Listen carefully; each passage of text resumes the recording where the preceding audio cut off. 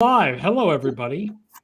Welcome to the Football Outsiders live stream for Thursday, April 7th, 2022. I'm back. Hi, I'm Aaron Schatz. I'm the editor-in-chief of Football Outsiders, joined today by Mike Tanier and Bryan Knowles for our latest check-in on the NFL offseason. So today on the show, we're going to talk about Bryan's snap-weighted age article and the youngest and oldest teams in the NFL and where those teams are going. And then we're going to do a little check-in on free agency and the best remaining free agents and where we think that they're going. So, gentlemen, let's start by talking about young teams and old teams. The article was headlined "Tom Brady is old" because every time, Bryan, that you do this article, Tom Brady gets older and older and still won't go away. Yeah, it's crazy. Tom Brady's team in 3 of the past 4 years has been the oldest team in the league by snap-weighted age. And his offense, 3 out of the last 4 years, has been the oldest snap-weighted age. And he's just getting older. There have been 23 players in the history of the NFL to start double-digit games at age 40 or over. Tom Brady is 5 of them. He broke the record for oldest player this year, which was set by Tom Brady, who broke the oldest record set by Tom Brady the year before. And just his numbers alone just blow everything else out of whack. All right, let's talk about the youngest teams first, though, even though we headline with the oldest teams. But Mike found a really good youngest team headline, which is, hey, look, the Cincinnati Bengals were in the Super Bowl, kids. Yes. And they're one of the youngest teams in the NFL. Doesn't that, augur well for their future? Does it correlate? I mean, I've found in the past that the correlation between youth and improving it's not huge. Yeah, the problem is that you end up with a mix. We end up with very little correlation between age and DVOA because you end up with a mix of young teams on the rise and young teams that are garbage. There is a consistent slight correlation between DVOA and age, but that's only because if you're still playing in the NFL when you're 30, 31, 32, you're probably better than the average player. Right. That's true. Tom Brady probably sets that off all by himself, speaking of Tom Brady. Yes, he does. We'll get back to that, but yeah. But the Detroit Lions were the youngest team in the NFL last year, and they fell significantly from the year before. So I think that's a positive to me because that shows that they're serious about rebuilding. Yeah, they dropped from 12th to 32nd in snap-weighted age. They were the 4th youngest team we've ever recorded, going back to 2006. Remember, 2 years ago, they got rid of Mathieu Stafford, but they also had Marvin Jones taking snaps, Danny Amendola taking snaps, Adrian Peterson taking snaps. There's no sense in having those kind of players if you're terrible, because they're not going to get better for you. They only had one 30-something on offense, period. Only one. Only Darren Fells, and he was released in November. Every single other offensive player was under the age of 30. They were bottom 5 for both wide receiver and offensive line. Amon-Ra St. Brown had 90 receptions, which is the 10th most all-time for someone 22 or younger. They're doing exactly the right thing if you want to rebuild. Get rid of anyone who might not be there in 5 years and just see what you've got. You really brought me back to the Matt Patricia era there with all those names. Mohamed Sanu might have been in that list, or maybe that was the year before. I think it was the year before, but yeah, exactly. It's those kind of players. When you have those players, you think you're going to be contending, but you're the Lions and you're bad. You need to get rid of these players so you can build for the next good Lions team, whenever that may be. So let's compare that to the Houston Texans, because the Houston Texans, right? Detroit was 32nd in snap-weighted age. The Houston Texans, also a rebuilding team, were 10th. Oh, God. Yeah. Because they were picking up all those players. Yeah, all those veterans on one-year contracts who it didn't make sense at the time because, A, you're not contending, and B, even though those players do become good, now they're free agents again, and you have to pay for them again. So if anyone can explain Houston's just general organizational philosophy, you'd hear first. And I think they brought back some of those one-year contract guys on other one-year contracts this year. But generally speaking, not the ones, like you said, who successfully are moving on. It's like, oh, let's pay you a year at a time when you're a 28-year-old veteran. Mind-boggling. The other team, I was going to say, sorry, go ahead, Mike. Yeah, and then you look at a team like the Lions, and people will say, okay, you had Amendola or whatever. What's the harm? Especially when you stink when you're a young team. Well, I'm on St. Brown's example of a guy. He's got to get opportunities. He's got to get opportunities in camp. He's got to get opportunities to get snaps to get 90 catches or whatever he had last year. And while, it wasn't a great season for the Lions, you can look at young talent in that group and say that was worth it. It was worth developing. And they got better over the years. They got older and more experienced, which is exactly your plan if you're a rebuilding team. Right. J Molnar 94 says, wasn't the Texans' thought process around getting a lot of comp picks? Well, they added a bunch of free agents, so you don't get comp picks for adding. I guess the idea is if those free agents signed elsewhere, they would get comp picks next year.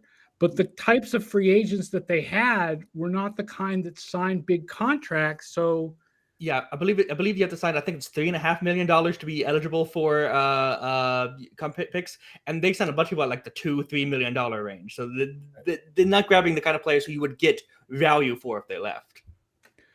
By the way, I'm going to surprise you with one other team that was in the 10 oldest. That's sort of a rebuilding team that surprises me that they were so old last year, and that's the Chicago Bears. Oh gosh! Mm-hmm.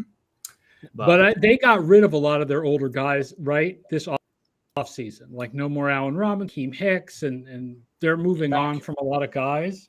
Yeah, there's kind of an exodus going on there of a lot of veterans, which probably does not bode well for this season, but it's something that probably should have happened a year or two ago. Right, and that's an example of a team that we all thought, boy, they should be rebuilding, and they were in, let's save the GM's job, let's save the head coach's job. So you're running Dalton out there, at quarterback for half the season. You've got a lot of other veterans on defense.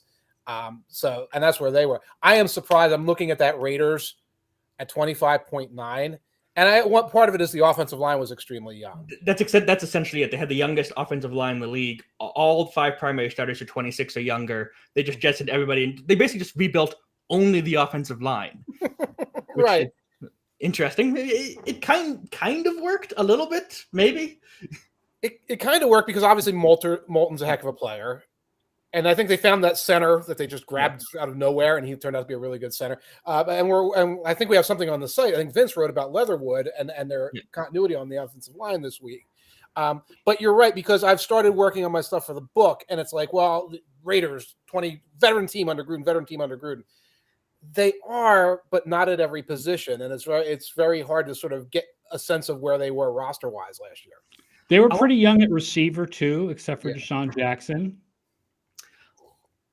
I think that's it, where there's always like a guy who's old, and then you don't see that he's rotating with like younger guys who may or may not be good. Obviously, some of them are pretty good. Like I keep forgetting the center's name, but like a lot of them were just guys. The team that's most interesting to me on this list here are the Jaguars, who were pretty young overall, but they had the 3rd oldest receiving core in the league last year. Marvin Jones had 120 targets, which was the 2nd most in the league for a 30-something, behind only Travis Kelce. Trevon Austin was in the top 25 for targets among 30-somethings. Say Laquan Treadwell. Laquan Treadwell and Jamal Agnew are the young players. They were already 26, so they're not that young. The Jaguars need an entirely new receiving room. I wrote here in my notes, Jacksonville, particularly young at quarterback and defensive back, surprisingly old at wide receiver. Yes. Well, I mean, Kirk gets some younger. Well, Zay Jones got him younger. Zay Jones has been in the league 5 or 6 years. Zay Jones has been around for 5 or 6 years. That's not a young receiving group there. It's just not, especially if they're going to start Marvin Jones again. I'm sorry. I just looked at their depth chart and I still saw Tavon Austin, Laquan Treadwell on there after all of this off season of spending on wide receivers. And I just want to leave the podcast now and go soak my head. Yeah, it's like the idea that these guys are still going to be getting opportunity. They won't make it through camp or whatever, but that's where this roster is just mind blowing. The other one that I found interesting is Cleveland, because we thought Cleveland was a young team on the rise, and they sort of are. They missed the playoffs, but they're a young team. They're very young, near the bottom of the league. And the other thing is DVOA thinks they're on the rise. Like Cleveland actually had a better rating last year at 8 and 9 than they did the year before making the playoffs. So they still seem like a young team on the rise. They're just not everybody just expected the rising to happen a lot faster than it actually is taking place. It should also be noted that a lot of the Browns' youth is centered in the secondary because they've spent so many draft picks there over the past couple of years. They're the youngest secondary in the league. Denzel Ward was the first-round pick in 2018. Greedy Williams, second in 2019. Grant Delpit, second in 2020. Greg Newsome, first-round pick in 2021. They've put a lot of draft capital in that secondary. So a lot of their youth is really focused in that back, the back of the defense, as opposed to being spread out among the roster. And the other team that we have in our graphic, we should point out, is the Panthers. I mean, that's not a shock that they're very young, particularly tight end, running back, and defensive back. Also, their secondary is young. Right. Even with the Stephon Gilmore trade, they were offensive line too, or no? Not particularly the offensive line. I think they're about average, but not as young as you would hope. I think if you were in the Panthers situation. Good point. Yeah, the Panthers are the Panthers. That's kind of it. Well, I mean, I think the Panthers become interesting if they draft a quarterback. If they don't draft a quarterback, then there's really nothing interesting going on there at all. Yeah, it feels like they're 2 or 3 moves short of actually being done with this offseason. All right, let's look at those oldest teams. We have a graphic for the oldest teams also. And of course, at the top is the Tampa Bay Buccaneers because Tom Brady, but also the tight end position with Brate and Gronkowski, and the defensive line is pretty old. Yeah, so William Golston's been around a long time. The Ndamukong Suh's been around a long time. Then the Patriots. Yeah, Patriots are interesting. If you ignore quarterback, because quarterbacks will often throw this off every team, the Patriots were the oldest team in the league last year because they were basically only young at quarterback with Mac Jones. Right. They had the oldest secondary in the league, oldest linebacking core in the league. They had the oldest special teams we've ever recorded, going back to 2006. And that when you do special teams, I mean, Vinatieri was on teams for years. Mm-hmm. And they had Matthew Slater, Corey Davis, Justin Bethel, Brandon Bolden, all with 250 plus special team snaps, all at 30 years or older. The rest of the league had 11 players 30 or older who got 250 snaps, and no more than 1 per team. The Patriots love all of these old special teams. I mean, some of that's intentional, bringing back your captains and whatnot. Right. But also, you'd expect your young draft picks to start filling in those spots, and the Patriots have kind of had a void at young draft picks for like 3 or 4 years, where you expect these players to come up. I appreciate that the Patriots use roster spots on a special teams specialists who are not kickers and punters. Right. Matthew Slater is a valuable player. There's no question about it. Yeah. The problem is, one, they used 3 of those spots last year. Right. Bolden at least played some offense, but Brandon King, Davis, and Slater play no offense or defense. Right. The other is they need to find a 22-year-old. I mean, they're not going to find a 22-year-old Matthew Slater. They need to find a 22-year-old Brandon King or a 22-year-old Cody Davis. Like, they need one of these guys who's not 33 years old. Right. They needed Mac Hollins, or they needed Trent Sherfield. And I'm naming a couple guys who can actually play some offense still, who are known as sort of special teams terrors. And there's other guys around the league.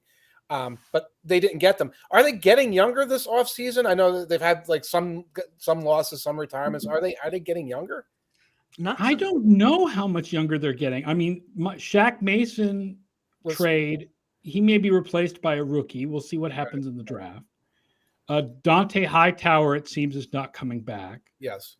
But otherwise, I mean, Devin McCourty is coming back. Matthew Slater is coming back. Like, Devontae Parker has been around for 5 years. It's not like they added a 22-year-old receiver. They added a receiver who's been around for a few years. Like, they're not really jettisoning a lot of older players. So I don't think they're getting particularly younger this year. Yeah, and they're old everywhere. They have the 3rd oldest edge rushers we didn't talk about, the 4th oldest running back core in the league we didn't talk about, 6th oldest wide receivers in the The Patriots had the 4th oldest running back group. They did. Yes. That is a shock given that the 2 running backs were in their 1st and 2nd years, but it must be Bolden. It must be all the snaps for Bolden. Yeah, I think, fullbacks grouped in with running backs as well for this, which is why the 49ers are also high up there in running back age, because you have Kyle Juszczyk taking a bunch of snaps. Yeah. San Francisco being third in age does make sense. This is a contending team, right? I mean, and they didn't use their rookie quarterback. Offensive line is pretty old. The defensive backs were pretty old. It makes sense on paper, but it's weird, the distribution. Because oldest offensive line in the league, that's going to happen when you bring in Alex Mack and Trent Williams in an offseason. That shot that way up. Second oldest secondary, there was no plan for Josh Norman to get the most snaps in that secondary. That was not part of the decision-making process. That's never the plan. No, but the plan was for Jason Verrett to get the most snaps in that secondary, and he's the same age. So yeah, and Quan Williams was 30, Jaquiski Tartt was 29, Jimmy Ward was 30. They got old secondary, that's got to change. But and they had the 8th oldest running back, so that's all Kyle Juszczyk. Yeah. Then you flip it around, they had the 7th youngest wide receiver core in the league, the 5th youngest interior line, the 4th youngest linebackers. So they're a team of extremes all over the roster. They're either very old or very young. They don't have a lot of guys right in the middle of their career. So they're kind of in a weird, strange transitional period, as opposed to the Buccaneers and Patriots, who are both just old kind of everywhere. Right. That's the 49ers in a nutshell. Seems like a strange transitional period where you have some guys who came together because they had a Super Bowl run a couple of years ago, and the sort of quasi rebuilding they had to do, including the guy on the bench who isn't part of snap-weighted DVOA, but Trey Lance. And then you just had, again, last year, the reinforcements. By the way, if the plan is for Jason Verrett to get the most snaps, Josh Norman's going to get the snaps. I mean, that's just how it goes, They'll be younger this year. That's a team that will be younger this year because the quarterback is going to be Lance. That's much younger. The defensive backs. You can only got Ward now at corner, so he's going to be one of their corners, and he's younger than Norman. So yeah, Aubrey Thomas is probably going to get a lot more snaps because he started getting snaps at the end of the year. He was 22, so that's going to drop that age significantly. Right. Arizona is an older team. They're just what are the Cardinals doing year to year? What's going on? I mean, I know it was Chandler Jones, it's JJ Watt, it's AJ Green. Yeah. Why? Also, 3rd oldest offensive line with Beachum, Garcia, Pugh, and Hudson. They're old all over the place. Yeah, on the offensive line, one of the things is when I'm trying to analyze the Cardinals, which luckily I don't have to do very much because they are not one of my FOA teams, and no one ever asks questions about them because they're the Cardinals. But I'll look at their offensive line, and my first glance is like, oh, they're kind of set there because I recognize everybody's name, and I know they've started for a while. And you lose track of the fact that, like, oh, they led the league in botched snaps. This guy's 31. This guy's just a journeyman at 32. You really should watch his tape before you assume they're set there. And, again, that's a problem for a team that seems to be trending in 2 different directions. The trade for Zach Ertz, too, by the way. Absolutely. Useful title points out that added age. Jay Molnar says, it does seem like these competitive teams stick with old players forever. Mm-hmm. Like the Steelers are just starting to turn over their roster after such a long time being so old, especially on the offensive line. And by the way, the Steelers did this a few years ago. I don't remember exactly how many years ago it is, but something like 6 or 7 years ago, like in Palomalu's last couple of years. Yes. The Steelers were like among the oldest defenses we had ever tracked, and then they had to totally turn over their defense, and now it's kind of their offense that needs to be turned over. Right. And that makes sense to a certain extent. When you're competitive, you want to keep your core together for as long as possible. Right. Teams get older when you're trying to maximize that competitive window, and that's kind of fine. Teams get older, then all of a sudden you rebuild, you go back down, you do the Lions thing, and you go back down to the beginning of the league, and you build back up again. That's kind of just the natural life cycle of a regular contender. Yeah, which is why I don't talk about these older players for the Patriots. As a Patriots fan, I'm glad Devin McCourty is coming back. Yeah.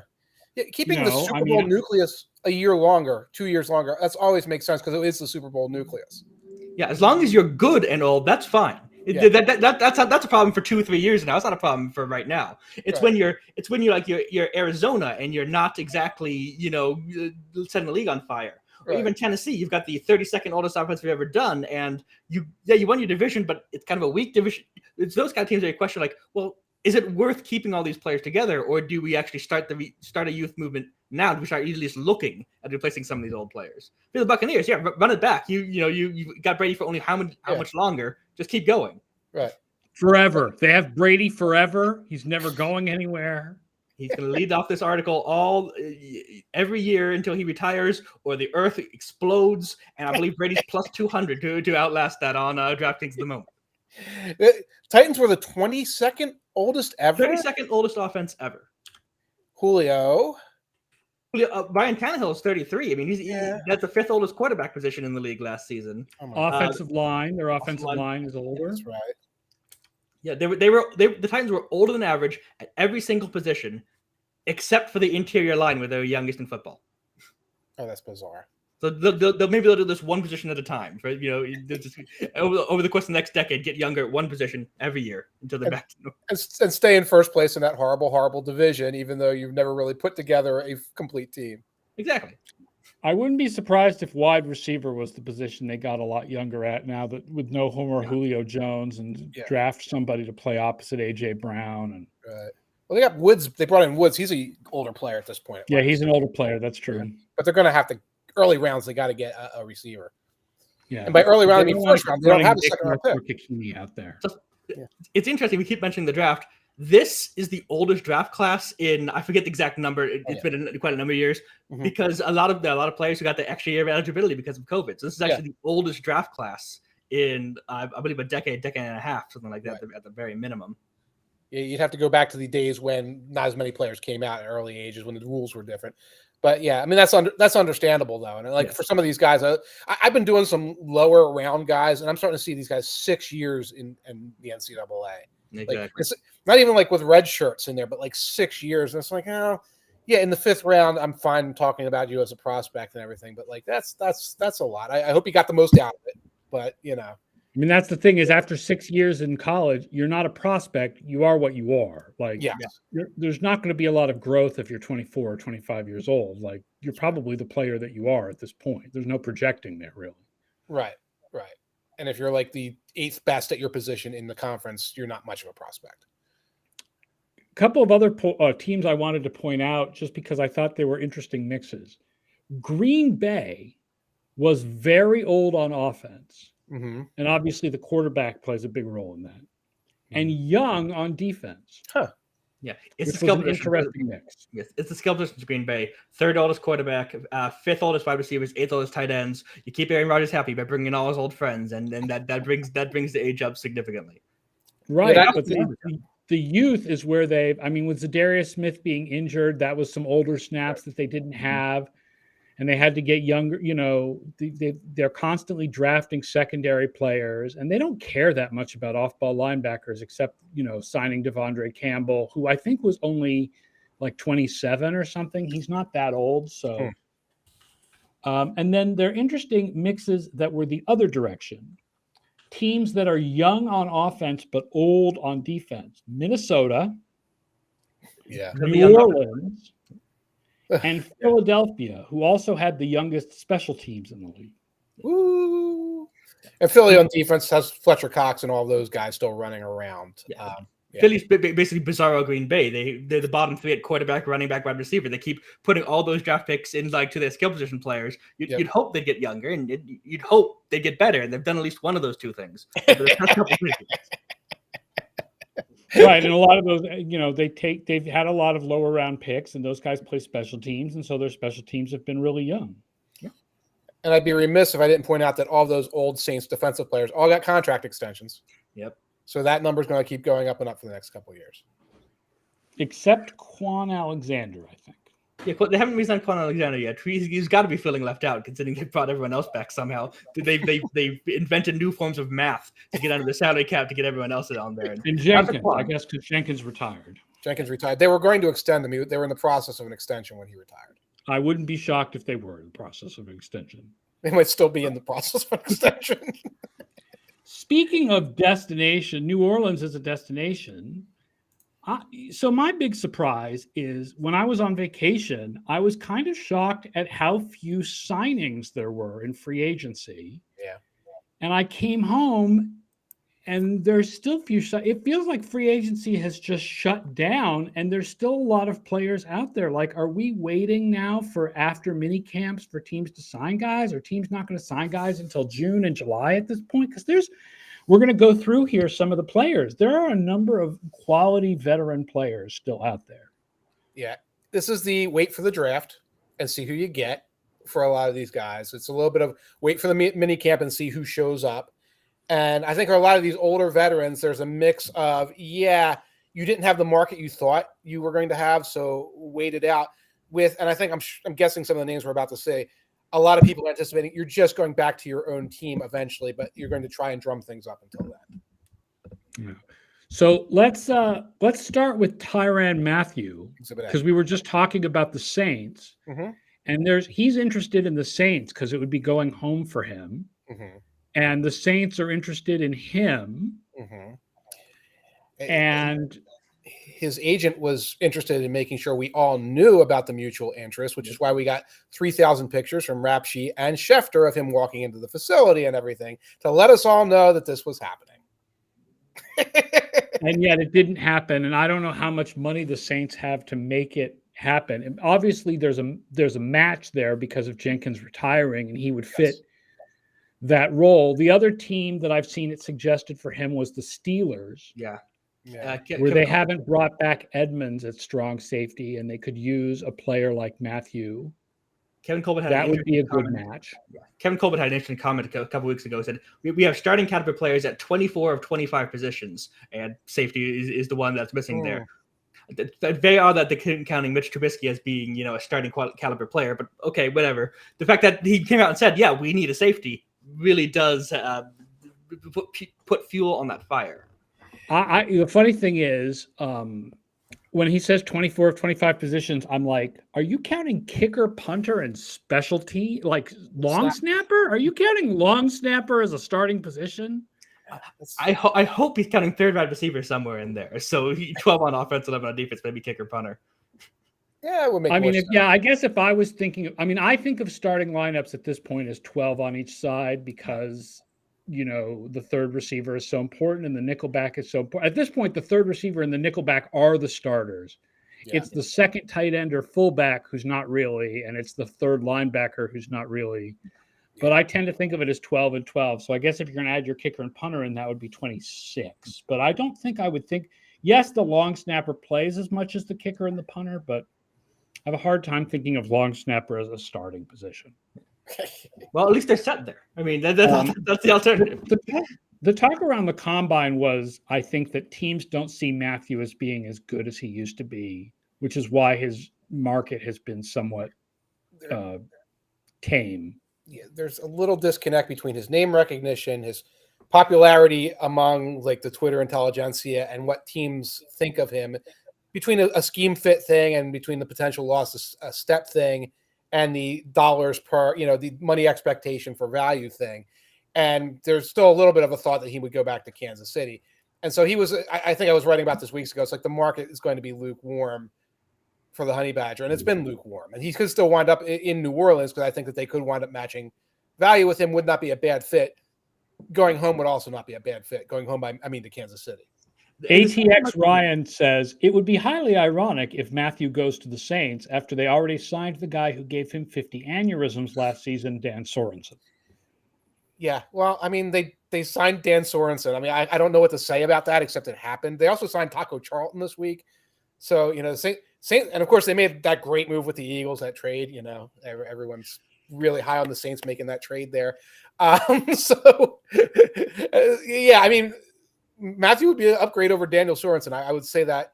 Remember, they also got Marcus May. And I think of Marcus May more of a box guy. I guess he's a free safety. Marcus May is a deep gun. Right. Right. So you can definitely use Tyrann Mathieu there at strong safety. Well, I see right off the bat, I see 3 aging edge rushers. And Jay Molnar 94 says, how's Clowney still on the list? Well, he's still on the list because he's Jadeveon Clowney and he has his moments. But this is a common thing with the aftermarket where everybody waits for the aging edge rusher after the draft, see who they got, and then like the contenders offer them the incentive lead. Yeah, Justin Houston has signed in June type. Yes. He's like the perfect example of what Clowney and Ingram now are. Where Dwight Freeney was like this for a couple of years also. Like these kind of players don't really need minicamp. I don't really want to go to minicamp, all things, so they're fine with signing, right before the season starts. Right. And I think Clowney's market really is very lukewarm to what Jay Molnar is saying. I don't think there's tons of people lined up. Yeah, the only rumor I've seen is a return is that he would go back to the Browns. Right. Hicks may be the most surprising one there. because you could see him coming in and, being a wave, rotated him with another tackle in there and just dominating in the middle. And that one of these teams that are close to contention hasn't made a move for him yet. Yeah, he's still a useful player. Defensive tackles usually last longer than other defensive players. Yes. Yeah. And he always had a high energy, high impact when he's on the field reputation. It's not like somebody like Clowney who you might be a little worried about who you're getting snap to snap. Gilmore is the other one. Yes. Eagles, Chiefs, and Raiders have all been connected to him. Chiefs are connected to every cornerback. That's right. And the Eagles are kind of too, with Steven Nelson still out there. Yeah, and the Eagles could probably squeeze him in cap-wise here. By the way, I'm just checking who's got cap space for 2022. I'm looking at the top. We have the Panthers, who are not going to bring Gilmore back. That would be foolish. They're better off sort of banking things right now. You have the Texans, who have terrible taste in free agents, and most of these guys will probably be pretty lukewarm about going there unless they really like Lovey. You've got the Colts at third, and we all know that Chris Ballard likes sitting on his pile of money and Irsay's pile of money and not spending it. So that's one of the other things you got here. You don't have like those high end. What do you call it? High end. I mean, if I were the Colts, I would jump into the pool at this point. Yeah. When we get to the offensive free agents, the Colts could really use an outside cornerback right now. Mm-hmm. The Colts could really use a wide receiver, so they're not starting Ashton Doolin. The Colts could really use a left tackle, so they're not starting Matt Pryor. Mm-hmm. And there are very prominent remaining free agents at all three of those positions. I don't think the Colts would sign all three of those guys, but they could certainly spend some of that money and sign one of them. And Gilmore has not been linked to them, but he would make a lot of logical sense for them. I agree. I mean, they lost Rocky Yassin in the Ngakoue trade to the Raiders. And here he is. He's on the market. If he's on the market at this point, you can probably play ball with him a little bit. I think he can still play. I did not watch a lot of mid to late season Panthers, like really focusing on their secondary, but I'm under the impression this guy is still playing at a very, very high level. Absolutely. He was. I think he was my second best cornerback available, and just the market just has not been there. Right. Okay. Right now, the starting outside corners for Indianapolis are Brandon Fassen, who came from the Raiders. Yeah. And Isaiah Rodgers, who was a 2020 6th-round pick. Okay. And I think he played pretty well, but that's not – you can upgrade. I mean, Kenny Moore kicks ass, but Kenny Moore is a specialized slot guy. Right. And Todd Singer is pointing out that this is the year Paris Campbell has his breakthrough. Yes. Healthy, running those little crossing routes. You know what? My comment about the Colts needing wide receivers assumes that Paris Campbell is healthy. Oh. Even if Paris Campbell is healthy as the starting slot receiver, they're still starting Ashton Doolin on the outside. Right now, the top three receivers in Indianapolis are Pittman, Ashton Doolin, and Campbell. And after Ashton Doolin is Kiki Kuti, who I guess he's more after Campbell, or Desmond Patman, who was a 2020 6th-round pick who nobody knows anything about. And Tidal is in the wind, and they might bring him back. I mean, I know there's lots of rookies in this draft. There are a lot of rookies, but the Colts have room for a rookie wide receiver and a free agent wide receiver. Let's bring up the top remaining offensive free agents since we're talking about these guys. Now, unfortunately, the top wide receiver is not going to be ready to play until November. Yeah, there's no mystery why Beckham hasn't signed yet. Right. It's one of those things where I'm going to assume he's going to go back to the Rams in like October or November kind of thing. But from his point of view, at this point, it makes sense to wait. I guess maybe Stafford gets hurt. Maybe the Rams aren't contending in November. You can just go to whatever contending team happens to need a wide receiver the most. Yeah. There was a rumor in the Cleveland Plain Dealer a week ago that OBJ is open to the possibility of returning to the Browns, which would be the most hilarious possible outcome, that we could see. So I'm rooting for that. But there's a lot of obvious teams that need receivers. But again, like you said, why do you sign Beckham now? Why not wait to see how his recovery goes? And if you're Beckham, why not wait to see how these teams look in October when you sign somewhere? But when you're talking about Jarvis Landry, right, there is some rumors that he might just go back to Cleveland. Right. Atlanta, obviously. Yeah. Kansas City is apparently interested in him. Houston could use receivers. Indianapolis, like I said. Green Bay needs receivers. Chicago needs receivers. Landry's market has been slow because I think he overpriced himself. At one point in this offseason, he said he wanted $20 million a year. Yeah. And I mean, so do I, but neither of us are going to get it. So I think that's why, like, he was kind of hoping that, I'm going to get this huge deal on the back of all these other teams getting huge deals. And everyone kind of went, you're Jarvis Landry. You're good, but you're Jarvis Landry. Everyone's waiting for that number to come down a little bit. Landry's always here. He always thinks he's here. And like a big chunk of Twitter always puts him here for whatever reason, you know. Exactly. If I've got because one of those he's used so badly by his teams that he ends up with terrible advanced stats because they won't throw him the ball more than 5 yards downfield. Yeah, his Miami numbers were terrible, and that just poisoned the well forever. Talking about him, right? If I've got a young quarterback and it's like, okay, somebody's got to catch those little shallow drags and things like that, I would grab him. He's been a professional in the locker room despite high contract demands, et cetera, and he gobbles up those little ones. And it's like, we'll figure out what we're doing with our offense later. But again, not at the $20 million a year mark, not when there's like a lot of guys in the draft class, a lot of guys at lower level free agency that can do similar things. And then Duane Brown, we're talking about the Colts, like the Colts could use a left tackle to replace Eric Fisher, and they are absolutely a playoff contender. And there's Duane Brown out there. And if you're 36, why do you want to go back to the rebuilding Seahawks? And the Panthers are apparently interested in Duane Brown. Why the hell would you want to go there? Right. Like, shoot, man, if I'm Duane Brown, I would have my agent calling Indy. Like, don't even wait for them to call. Just call them yourself and be like, can I please come play for a team that's going to win more than 6 games? Chris Ballard right now, it's his, I don't want to spend any money impulse, and I want a temporary 1-year solution impulse. And they're fighting right now to say, what are we going to do about Duane Brown? We can solve left tackle for exactly 1 year, which is how we solve all of our problems, but it will cost a little more than we want to spend. So I could see him ending up there. Again, you're right. It's not a terrible solution. If you've got Matt Ryan, you better protect him. Yeah. And Brown's one of the best, candidates in the market. And I don't know if that's just a 1-year solution. You sign him to just a 1-year contract, but just because he's 36, but good offensive tackles last a long time. He might have 2 or 3 years left. It's possible. It is possible. And then the other guy I have on this list is JC Tretter. Yes. Who I think is still a pretty good center. That's a guy the Colts don't need.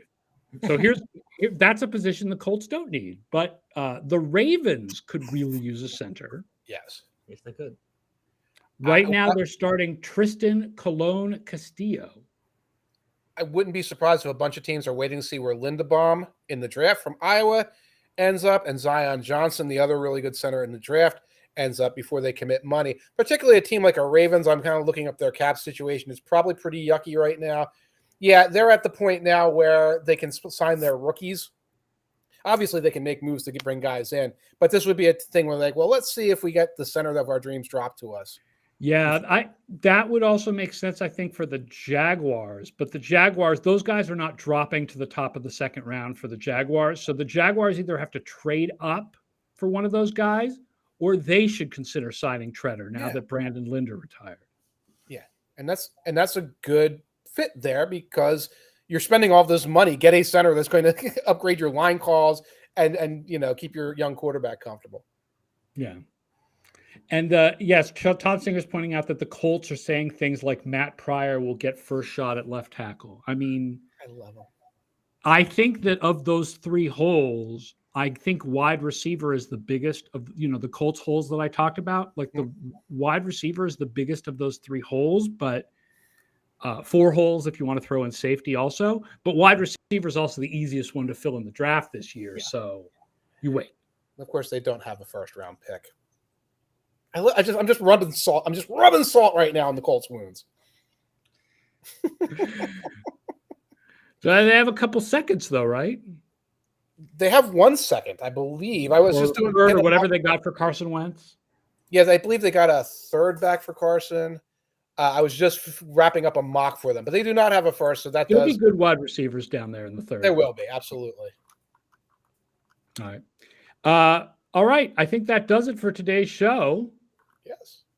Anything else you guys want to add about the offseason and that has slowed down to such a ridiculous extent over the last week? I'm glad it has. Yeah, it's weird that it has, but yeah, it's lightened the load for a little bit here. Yeah. Everything's off by a week right now. Like Mhm. everything was a week longer in the season.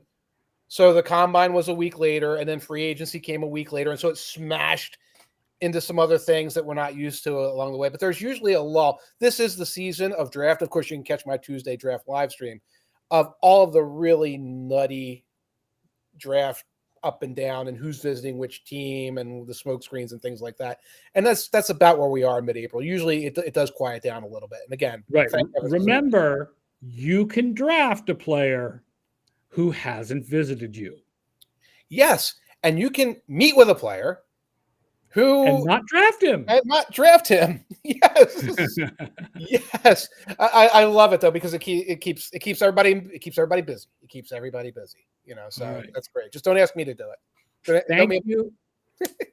Thank you all for watching the show. Thank you for listening on the Football Outsiders Podcast Network. Don't forget to like and review the show. And I know we're in the off season, but still tell all your friends, please watch the Football Outsiders off-season shows.